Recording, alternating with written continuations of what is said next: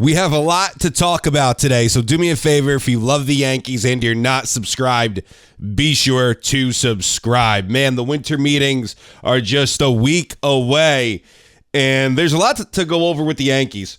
Now, according to Ken Rosenthal, it appears to him that the Yankees are more inclined to sign Cody Bellinger. Now, listen, Cody, a tremendous corner outfielder, had a very, very good season defensively for the Yankees last year. I've been very, very pro Kyle Tucker. I want Kyle Tucker.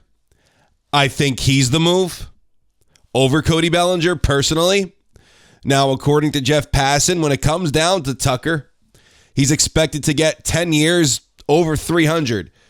That number last offseason was at 5, then it was at 4, now it's at 3. So what you're telling me is that Kyle Tucker's AAV is going down closer to Cody Bellinger's. Kyle Tucker's offensive ceiling is much higher than Cody Bellinger's. What you're seeing with Cody, in my opinion, this is what you're going to get. And listen, a 30 home run, 100 RBI guy, sign me up for that. Especially a guy playing an elite corner outfield, sign me up for that. But if you could go get a top 10 bat in Major League Baseball, I think you have to do that. However, the Yankees really want Bellinger. And even though, according to Brian Hoke, they have kept in touch with Kyle Tucker's representatives, the Yankees are in hot and heavy in on Cody.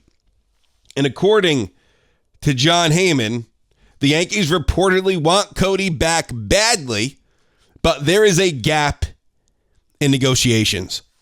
So I could see there being a gap, probably money for sure, but I could see there being a gap in years. Now, when it comes to Cody Bellinger, he's been inconsistent over the past few seasons, right? I mean, last year, a tremendous season, first year in the Bronx, hit the crap out of the ball at the stadium.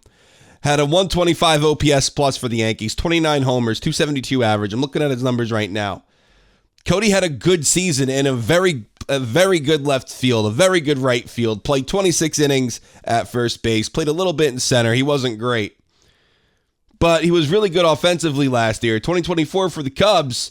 I mean, there's a reason why the Cubs basically dumped him to the Yankees. They dumped him. In fact, not only did they dump him, they took on some of his money. So they acquired a pitcher like Cody Poteet for Cody Bellinger. And then they just said, hey, we'll also pay $2.5 million of Cody's money for 2025 and 2026 if Cody opted in. Obviously, Cody did not opt in. He's a free agent now, which led to all this. But last offseason, a year ago, the sentiment on Cody wasn't very high. Now, all of a sudden, it is because he had such a great season defensively last year. In 2024, he didn't. But 2025, he did. 2023 had a great season for Chicago. And that came off of a year in 2022 where he was horrible for the Dodgers. He was horrible. Had a 654 OPS. The Dodgers non-tendered him. So I'm not trying to talk bad about Cody. I think the world of him. It excites me at the possibility of getting him back. You can't stop at Cody. You can't stop at him, though. It has to be more. Obviously, it has to be more. I think you have a better option in Kyle Tucker out there. You should get him, especially if he's not going to cost as much as you once thought. And if it's not $40 million a year, if it's 30 and Cody Bellinger's $28 million, what the frig is the difference?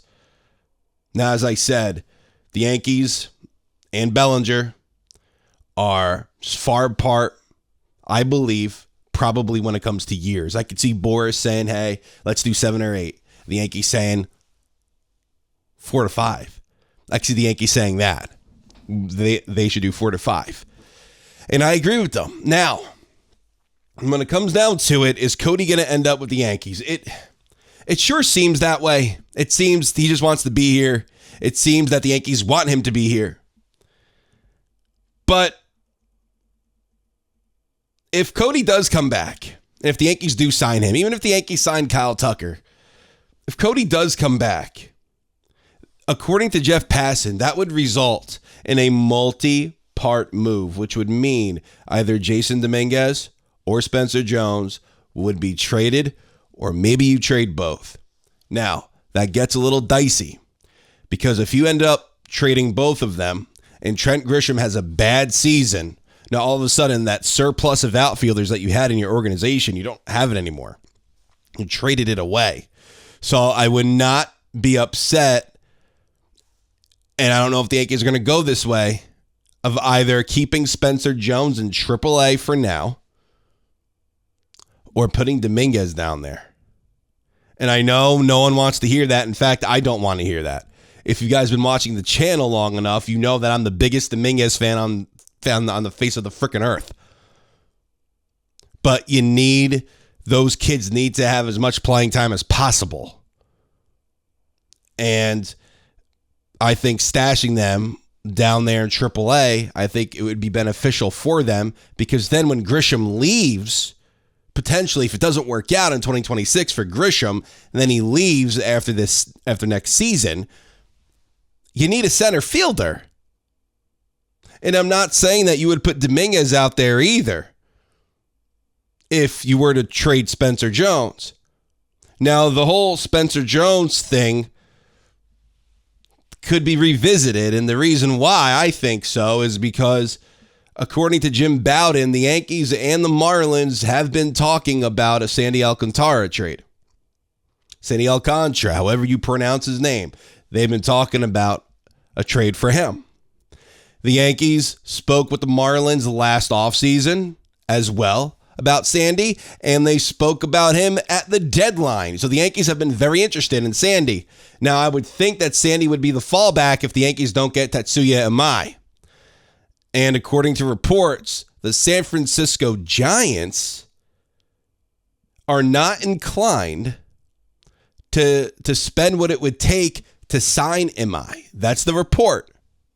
So if that's the case, now if the Giants are potentially out on Imai, and if the Yankees are saying, hey, we want to potentially spend on Imai, this might have turned into a one-horse race here. Toronto signed Cease. I don't see them signing another starting pitcher.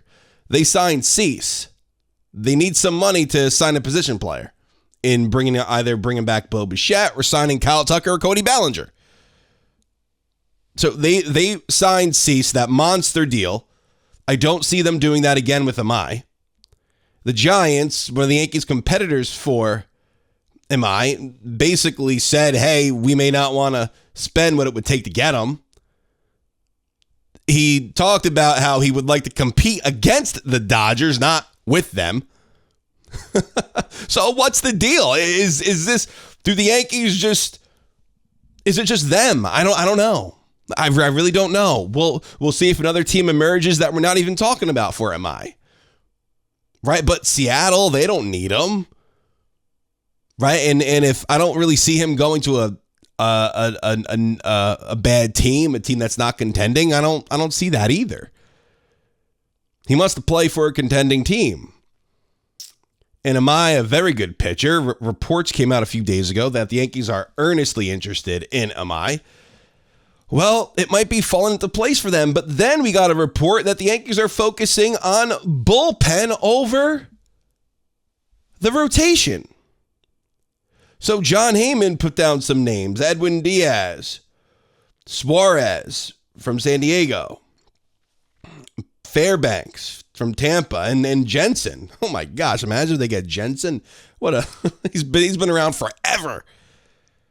But those are the names that are being floated around for the Yankees. And we've known that Edwin Diaz, that name's being floated around, and that the Mets may not want to commit the amount of years that it would take for Diaz.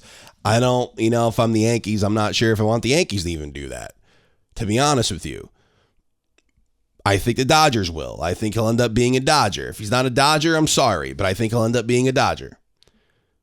But with the Yankees, their focus on the bullpen over rotation, kind of telling to where their mind is at.